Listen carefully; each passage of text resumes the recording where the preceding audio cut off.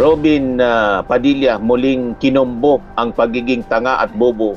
Sana hindi one-sided ang ating prosecution. Sabi ni Atty. Reyes Del Rosario, registered nurse and attorney, malamang prosecution sila. One-sided talaga. Alangan namang tulungan nila ang defense. Wala na din naman kayong kahihiyan. Sabihin mo ba naman na kahit sunugin yung senador ka, nauupong senator judge. Kung matino kang senador, hindi mananahimik ka. Hindi ka magsasalita. Sasabihin mo na kahit sunugin ka, mangangamoy Duterte ka, talaga, kawalang hiya na yan.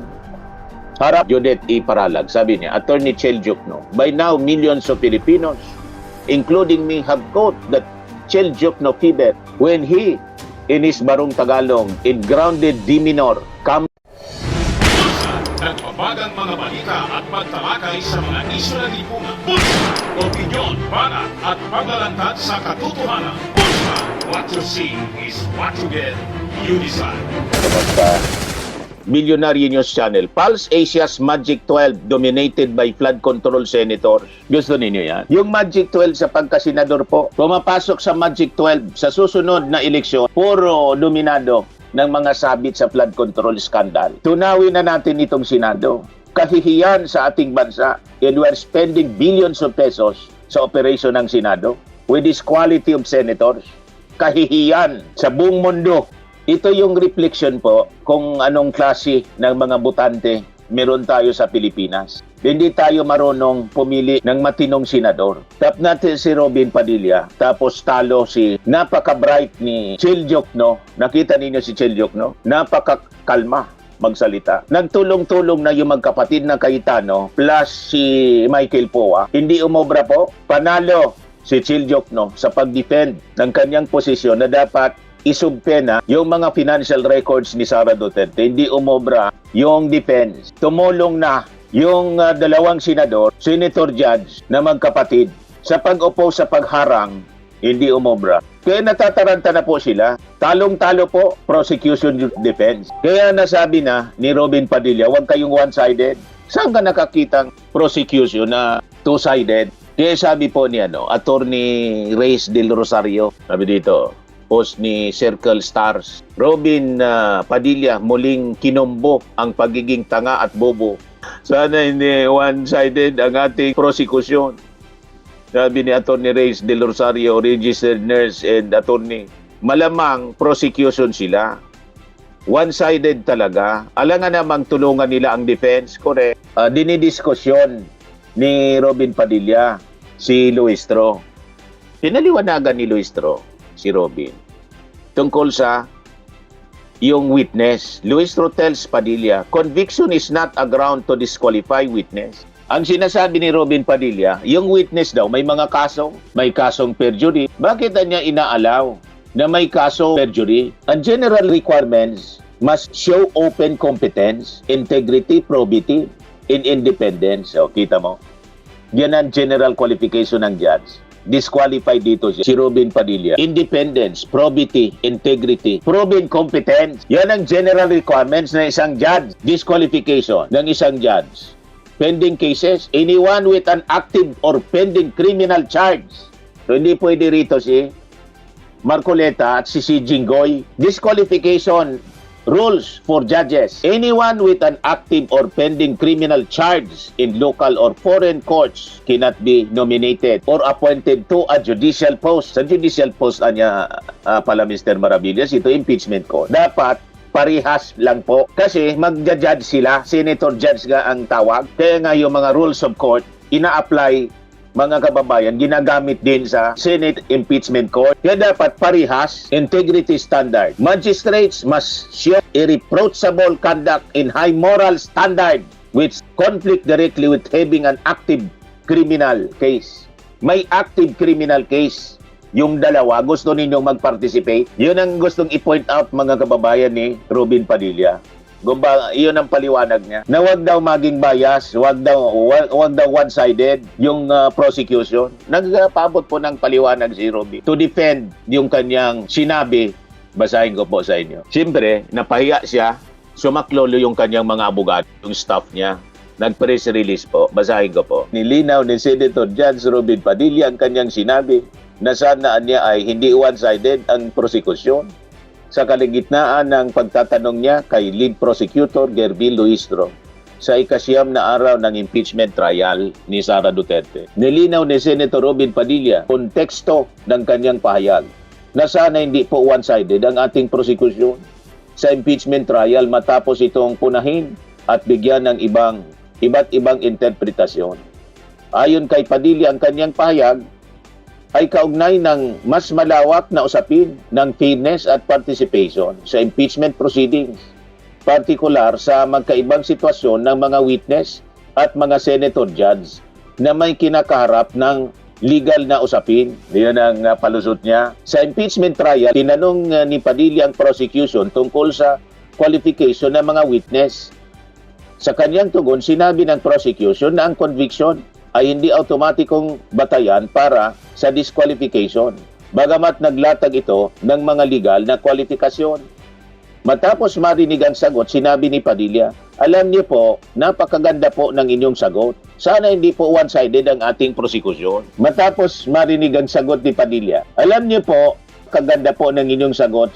Sana hindi po one-sided ang ating prosekusyon. Agad niyang iniugnay ang punto sa sitwasyon ng mga senator judge na may kinakarap na kaso ngunit wala pang conviction at ang usapin sa kanilang participation sa impeachment court. Para kay Padilla, may dahilan kung bakit niya itinaas ang concern. Sa isang hiwalay na panayam, sinabi mismo ni Prosecutor Laila de Lima na kapag dumating ang botohan, dapat isaalang-alang ang ilan sa 24 senator judges ang aktual na nakapag-participate.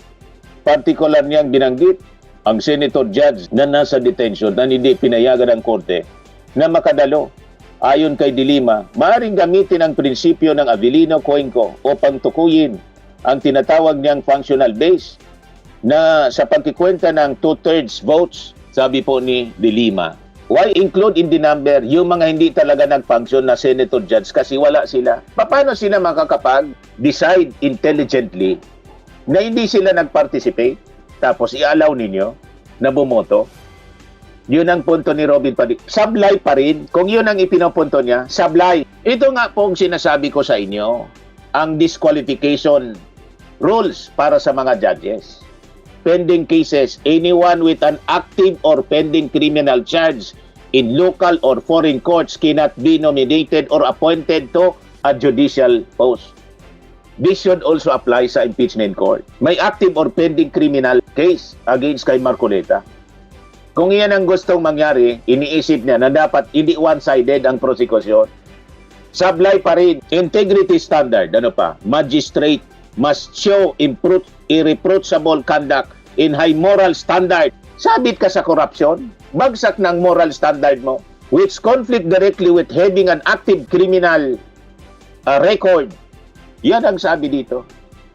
Ano kayo ngayon, Robin Padilla? Sa pagnanais ninyo kasi na palusutin si Sara Duterte, kung ano-ano na mga sablay na mga argumento, pinapaya ninyo yung sarili ninyo. Sabagay, wala na din naman kayong kahiyan. Sabihin mo ba naman na kahit sunugin yung senador ka, na uupong senator judge. Kung matino kang senador, hindi mananahimik ka eh. Di ka magsasalita. Sasabihin mo na kahit sunugin ka, mangangamoy Duterte ka, talaga, kawalang hiya na yan. Harap-harapan na pangwawalang hiya sa mismong posisyon mo bilang senador and sitting as senator judge. O ngayon, sa witness, can a witness with a criminal case pwede maging witness, ano sabi dito? General rule on competency, basic qualification. Anyone who can observe an event and communicate what they saw is legally competent to be a witness. Pwede po, legally. Kahit siya nakakulong, kung siya yung witness, pwede mo siya nakunin as witness, tumayo sa witness stand, kasi siya man nakakita. Bakit hindi?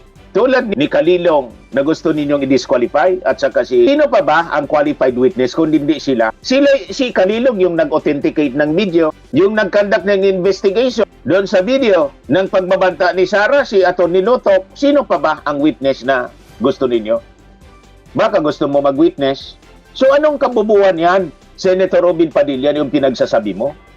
Pag mangmang, dapat tumahimik ka para magmukha kang matalino. Tumahimik ka. Tapos sasabihin mo pa dito, kung hindi ka loko-loko.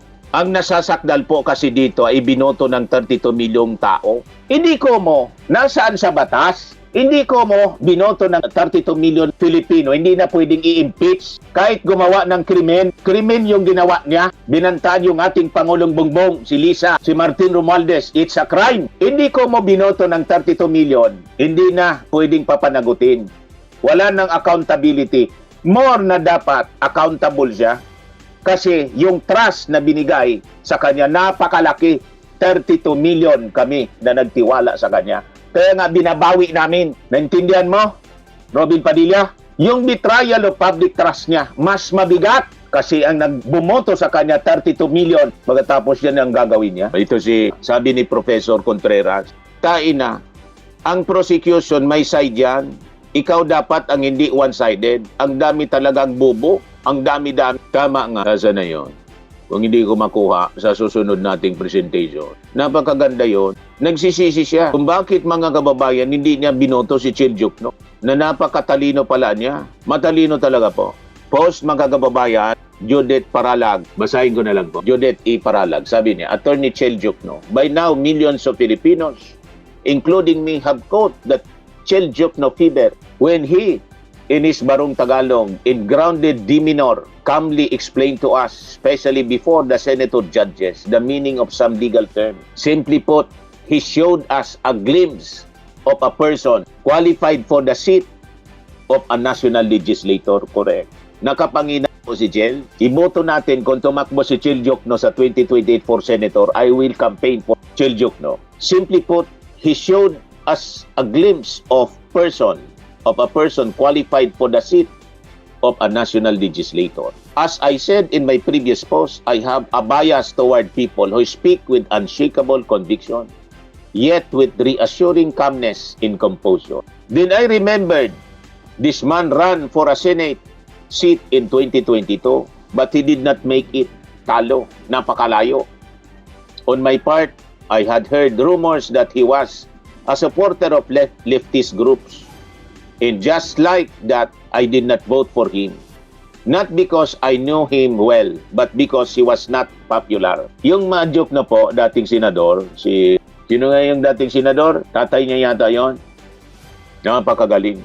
Brilliant lawyer po. Top-notcher yon, bar. Pero si Juan, top-notcher din to, si Chel.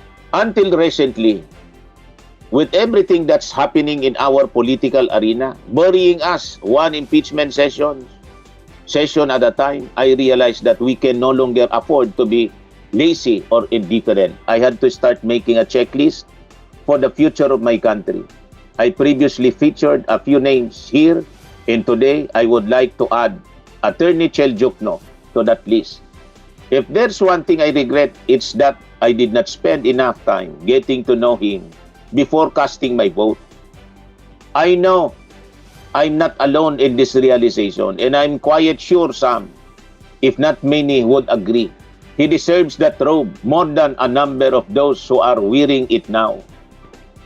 Yung robe ng Senator Judge. Deserve na deserve, mga kababayan ni Chiljuk, no, kaysa ito mga taong nakikita ninyo ngayon. Anyway, pause na po ako. Maraming salamat po. Bye-bye. God bless. Swimming and lifting cream, pinapahid po sa mga pulses in affected area. Mainam po sa paninigas ng mga kaso-kasuan. Ito naman po, Automax Radiant Serum. Sa mukha naman yung application, anti-aging po siya. You will look 10 years younger than your age. Sa mga cancer patients naman po, baka lang gusto ninyo itong itry. Neng siya red mixed fruit drink. Hindi mo po siya gamot, food supplement siya. Kaya lang, gawa siya mga kababayan sa goji berry. Yung goji berry, may anti-cancer properties. O ngayon, yung mga inquiries ninyo, dumiritso na lang kayo sa aming messenger sa Facebook para masagot namin agad. Ayos pa? Ayos na ayos niya, Mr. Maravilla. Sa mga naghanap po ng malinis and spacious fitness gym, pumunta lang po kayo sa aming Colossal Fitness Gym. May Grab ka rental din po kami. But anyway, ito po pala yung aming bagong product na binibenta online. I am worldwide amazing pure organic barley powdered drink mix from Australia. Negosyo to ng aking anak. na architect entrepreneur Riz Maravillas. Ayan po. Kontakin na lang po ninyo siya, Riz Maravillas on Facebook. Ang mga health benefits niya: boost immunity, improves digestion, enhance energy levels, packed with antioxidants, prevent cancer. Ito naman po yung bago naming product na binibenta online. Eye Glow Serum, whitening po siya. Tingnan ninyo yung epekto sa aking anak na architect before and now. Yung mga inquiries po ninyo, dumiretso na lang kayo sa kanyang Facebook account, Riz Maravillas.